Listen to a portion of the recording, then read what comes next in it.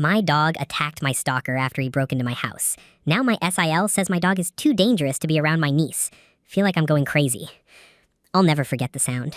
It was around 2 a.m. and I was already half awake because my dog, Max, had been pacing by the door for the last 15 minutes. At first, I thought he just needed to go out. But then I heard it. Wood splintering, the low grind of metal on metal. Someone was trying to force my back door open. Before I could even move, Max was already growling so deep it rattled my chest. And then bang! The door flew open. A man stepped inside. I couldn't see his face clearly at first, just the dark hood pulled over his head, but my blood froze anyway. I knew who it was. I'd seen him before. Too many times. Standing outside my work, following me to my car, watching my house from across the street. My stalker had finally broken in. I barely had time to scream before Max lunged. The sound of his bark tore through the air, and then the man was on the ground, yelling, clawing at Max as those jaws sank into his arm. There was blood. So much blood. The stalker tried to shove Max off, but Max was locked, shaking his head with this raw, primal rage I had never seen in him before. For a terrifying moment, I thought my dog was going to kill him. I grabbed Max by the collar, pulling with all my weight, screaming his name over and over until finally he released. The man scrambled back, bleeding, leaving dark smears on my floor as he stumbled out the same door he had forced open. The silence afterward was deafening. My whole body was shaking. Max was panting, still growling low in his throat as if daring the guy to come back. When the police finally arrived, I thought it would be simple. I thought they'd see what happened and understand. But nothing is simple when fear gets twisted into blame. Because now my SIL is calling me irresponsible and saying Max is a danger to my 4-year-old niece. She says if he can attack a man like that, he could snap at any time. She wants me to put him down, or at least keep him locked away whenever family comes over. And I don't know what to do because in my bones, I know Max saved my life that night. But the way she's talking, it's like she's trying to make me feel crazy. And the worst part, she wasn't even there. So what do I do? It feels strange to rewind after something that intense, but maybe you'll understand better if I start from the beginning. The first time I noticed him was 6 months ago. I was leaving work at around 9 p.m. I manage a bookstore and we close late. I walked out to the parking lot juggling my keys, my phone, my giant bag of leftover coffee and snacks from the cafe section. That's when I saw him leaning against the car near mine. He didn't move, didn't look away, just stared. I told myself maybe I was overreacting, right? Don't make a scene, don't assume the worst, just get in your car and drive away. So I did, but when I checked my rearview mirror, his car pulled out too. He followed me almost the whole way home before turning off. My stomach was in knots after that for hours. I told myself it was a coincidence, but coincidences don't keep happening. Because the next week, he was outside the store again. And the week after that, sometimes he'd be standing across the street from my house, sometimes parked just far enough that I couldn't make out his face, but I knew. I told my brother, he brushed it off, said I was probably just spooking myself. I told my SIL, she said maybe I was being dramatic because I watched too many crime shows. The only one who believed me was Max. He would growl at the window at night. His ears would prick at sounds I couldn't hear. And every single time I saw that man outside, Max was the one who noticed first. Then came the notes. I found one on my windshield one morning. You looked beautiful in that dress last night. I hadn't worn a dress. Another time, a note shoved under my door. I know when you're alone. I didn't sleep that night. I called the police. They said unless he threatened me directly or actually did something, there wasn't much they could do. So I kept going. Work, home, and always the feeling of being watched. Until that night. The night the door broke open, the night Max finally had enough. And I swear, if he hadn't been there, I might not be writing this right now. But now, I'm trapped in this horrible tug of war. On one side, the fear of my stalker coming back. On the other, my SIL whispering to my brother about how unstable Max is, how unsafe my house is for a child. They want me to get rid of the one thing that kept me alive. And last night, I overheard my SIL saying something that made my blood run cold. If she can't control her dog, maybe she can't control herself. What does that even mean? That's where I am right now. Torn between gratitude and fear, between family and survival, between the truth of what happened that night and the version my SIL wants everyone to believe. And the thing that keeps me up the most, the man who broke in is still out there. Bleeding, angry, humiliated. And he knows exactly where I live. I thought things would calm down after the police left. That maybe they'd keep an eye on my house or at least take my side. But instead, it feels like I'm standing in quicksand. Every word I say just pulls me deeper. The cops told me flat out they couldn't prove it was my stalker. The guy ran before they got there. And all I had was a description. Tall, dark hoodie, blood on his arm. No name. No prints they could pull from the door. Nothing useful. They wrote it up as an attempted burglary. that was it. I asked if they could patrol my street for a few days. The younger officer said he'd make a note, but the older one gave me this look that basically screamed, "Don't hold your breath." So now it's just me, Max, and a house that feels a little less safe every time I walk through it. My brother came over the next day. He patched up the broken door frame, tried to act casual, but I could tell he was shaken. He kept glancing at the spot where the blood had soaked into the wood floor, like he couldn't decide if he wanted to ask about it or pretend it wasn't there. SIL, though, she didn't waste a second. She marched straight in, crossed her arms, and said, "This is exactly what I was afraid of." I blinked at her. "What are you talking about? Max saved me." Her nose wrinkled like she smelled something rotten. "Saved you? He attacked a man. You don't know when he'll attack again. What if it's niece's name next time?" I swear, my jaw actually dropped. "Are you serious right now? He protected me from a guy who broke into my house. How is that the same as hurting a child?"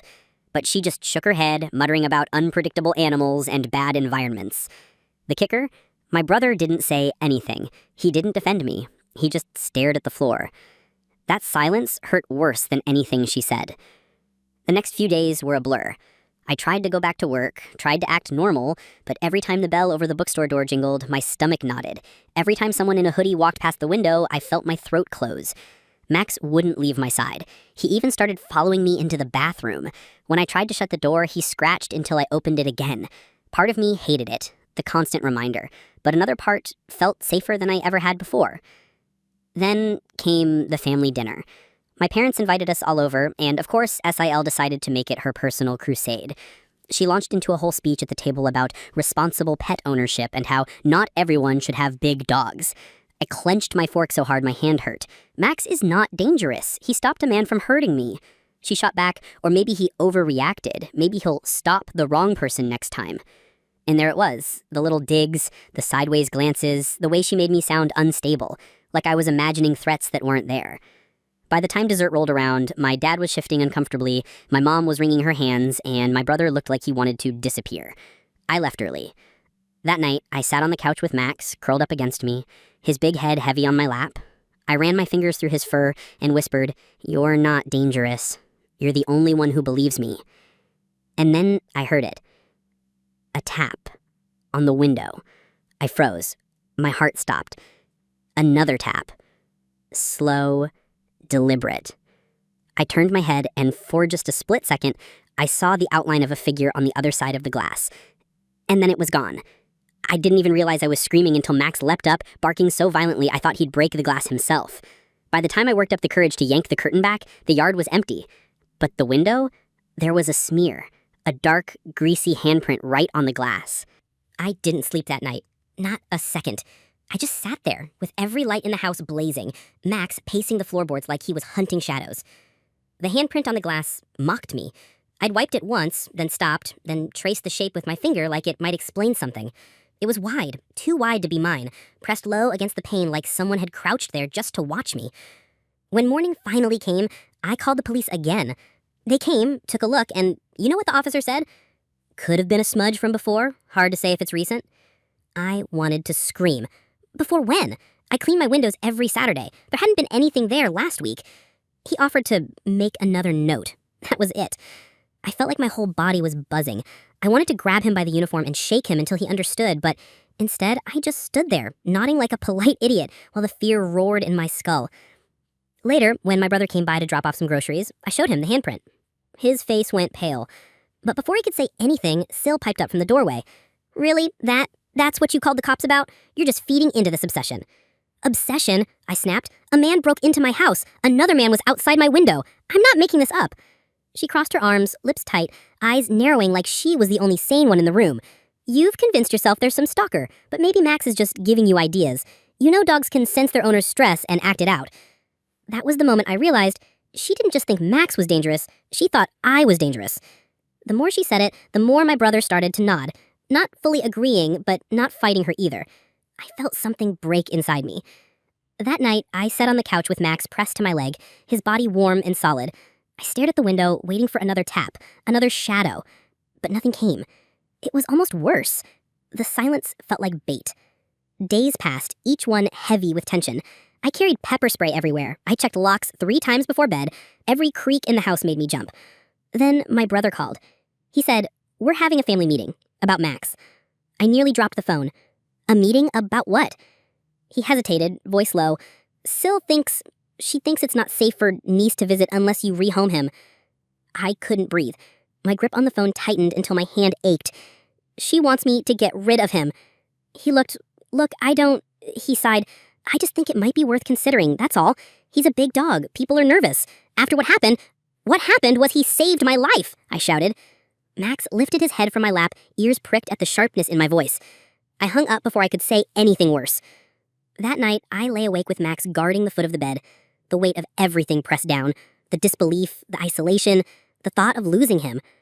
And then it happened. A noise outside. Not a tap this time, not a shadow, a scratch. Long, slow, like nails dragging across the wood siding of my house. Max went rigid, hackles raised, teeth bared. His growl rumbled low and terrifying, a sound I'd never heard from him before. I grabbed my phone, but my hands were shaking too badly to dial. The scratching grew louder, moving toward the back door. And then the handle twisted again. This time, harder. Metal rattled against metal. Max's growl turned into a snarl, his whole body straining forward like he'd been waiting his entire life for this moment. I could feel the vibration of his muscles through the floorboards. For half a second, Syl's voice screamed in my head. Too dangerous. What if it's your brother? What if it's a cop? What if it's a mistake? But then I saw it, the tiniest sliver of the deadbolt shifting under the pressure. Whoever was outside wasn't knocking. They weren't fumbling. They knew exactly what they were doing. The door shook. Max lunged. The sound that ripped from his throat didn't sound like any pet I'd ever known. It was primal, ancient, like something out of the wild. His body slammed into the door just as it cracked open an inch. I saw it. A hand, pale, dirty fingernails, gripping the edge of the frame. Max's jaws closed around it. The scream that followed, I'll never forget it. Not in this life, not in any other. It was high and broken, shock and pain tangled together. The hand yanked back, blood smearing across the white wood as Max shook his head violently, refusing to let go. For a moment, I froze, watching, thinking, oh my God, he's killing him. Max is going to kill this man. And in that frozen second, Syl's words returned. Too dangerous. Too dangerous. Too dangerous. I grabbed Max's collar, yanking hard. Max, drop!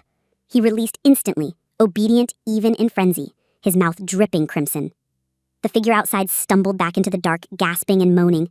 I caught only a blur of a face, hollow cheeks, eyes that didn't look sane, as he staggered away. Then, silence. I stood there, shaking so hard I couldn't breathe. Max pressed to my leg, still trembling with adrenaline. Blood spotted the floorboards. My heart thudded like it wanted to break free from my chest. I called 911 again. This time I didn't even try to sound calm. He tried to come in, I sobbed into the phone. He opened the door. My dog stopped him. There's blood. The dispatcher cut me off. Ma'am, please slow down. Did the suspect make entry into your home? He had the door open. But did he enter? My throat closed. I looked at the smear of blood across the frame, Max's teeth marks deep in the wood. He was inside enough for my dog to bite him. They sent a car. 2 officers came, their flashlights sweeping the yard. They found blood drops leading to the street, but nothing else. No man, no weapon. One of them pulled out a small notepad. So, your dog bit the suspect? I nodded. His pen paused. And you commanded the dog to release. Yes, he let go immediately. He saved me. The officer didn't smile. He didn't nod. He just scribbled something down and said, we'll file the report. When they left, the silence was worse than the scratching had been. The next morning, my brother showed up. Syl wasn't with him, but her presence was there in the set of his jaw, in the way he kept wringing his hands. She's scared, he said finally, not meeting my eyes. She heard what happened. She thinks this proves it. Proves what? I asked, my voice shaking. That Max isn't safe. He attacked someone. I slammed my hands on the table. He attacked a man breaking into my house. He saved me twice now. Twice. How is that not safe? But my brother just looked tired. She doesn't want niece around a dog that draws blood. And honestly, maybe she has a point. It was like being punched in the stomach. I wanted to scream, to drag him to the blood smear still drying on a doorframe. But I could see it. The wedge, Melissa, the intruder, the silence from the police, everything was pushing him towards siding with Syl. That night, I couldn't shake it. The echo of the scream, the way Max had obeyed me instantly, even in the middle of chaos. The truth that no one else seemed to see. And then Just as I started to drift into restless sleep, a noise outside again. This time it wasn't a scratch. It was laughter. Low, broken, right outside my bedroom window. Max launched off the bed, barking so violently the walls shook, and over the sound of his fury, I heard the voice. Next time I'm coming all the way in. The laughter followed me into my dreams. Even when my eyes were open, I could still hear it, like it had wrapped itself into the bones of the house. Max didn't sleep at all. He stalked the windows, his growl constant, a warning to whatever was out there. I called the police again. This time, they didn't even come. The dispatcher said, "We've already increased patrols in your area, ma'am. We can't send someone every night." So I sat with Max, lights blazing, pepper spray in one hand, kitchen knife in the other. Hours passed. Then, glass shattered. The kitchen window. Max exploded into action before my brain even caught up. He barreled through the hall, claws ripping at the wood, his bark a thunderclap. I followed, heart pounding, knife shaking in my grip. And there he was, the man. Half inside my house, one leg thrown over the sill, his face twisted with rage. His arm was still wrapped in a filthy bandage from the bite, but his other hand clutched something sharp. Broken glass? Maybe a knife? Max didn't hesitate. He hit the intruder like a missile, jaws snapping shut around his forearm. The man screamed again, but this time it was different. Lower, wetter, broken with panic. He dropped the glass, his free hand scrabbling against the counter as Max pulled him inside and slammed him onto the floor. Blood sprayed across the tile. I froze. For one split second, SIL's words echoed in my skull. Too dangerous. Too dangerous. But then, I saw the man's other hand reaching, grabbing for me. His eyes locked on mine, fever bright, hateful. And all that hesitation burned away. "Get him, Max!" I screamed. My dog obeyed without question. His jaws shifted higher, clamping down on the man's shoulder. The sound, the tearing, the muffled howl was animal, primal, terrifying. The man thrashed, his fists pounding against Max's ribs, but Max was relentless, pinning him with every ounce of muscle and fury. I stumbled forward, grabbing the knife I'd dropped, raising it high. But then, blue and red lights flashed across the walls. Cops. The door burst open. "Drop the knife. Step back. Step back." I froze, the blade shaking in my hands. Max growled, his teeth still sunk deep, his whole body vibrating with rage. The officer's flashlight hit me full in the face. For one awful second, I thought they were going to shoot my dog. "Call him off," one of them shouted. "Max, out!" I yelled, my throat raw. And just like that, he released. He backed away, panting, his muzzle soaked red. He pressed himself against my leg, chest heaving, waiting for the next command. The intruder didn't move. He was still alive, I could see his chest rising, but his body was shredded. His arm hung at an angle no human arm should hang. The officers swarmed him, cuffing him as paramedics were called in. One of them muttered under his breath, "Jesus Christ." They asked me questions I barely heard. I kept my hand in Max's fur the whole time, grounding myself. He sat tall, steady, like a soldier who'd done his job. But then my brother arrived, with SIL. She didn't even look at me. Didn't look at the blood or the broken glass or the paramedics loading the intruder onto a stretcher. She looked at Max, and she said, cold as ice, "I don't care what happened, that dog is a weapon. He doesn't belong near blank." I couldn't believe it. Couldn't process that after everything, after Max saving me 3 times, her first thought was still get rid of him. I wanted to scream, to shake her, to make her see the truth, but the cops were already pulling me aside, asking for a full statement. When I glanced back, she was whispering into my brother's ear, and the look on his face told me I wasn't just fighting the stalker anymore. I was fighting my own family. The house is quiet now. Too quiet. Max sleeps at my feet, his head heavy against my ankle, his breathing finally steady. The stalker is gone, locked away. At least that's what the cop said. But tonight, while I was cleaning the blood off the tiles, my phone buzzed. Unknown number. I thought it was another cop, another question. But when I opened it, there was just a picture. A picture of Max, taken from outside my window. And the caption, "She's right. Dangerous animals don't belong around children." I dropped the phone, my stomach lurching, because the stalker is in custody, which means someone else took that picture. And someone else knows exactly where I live.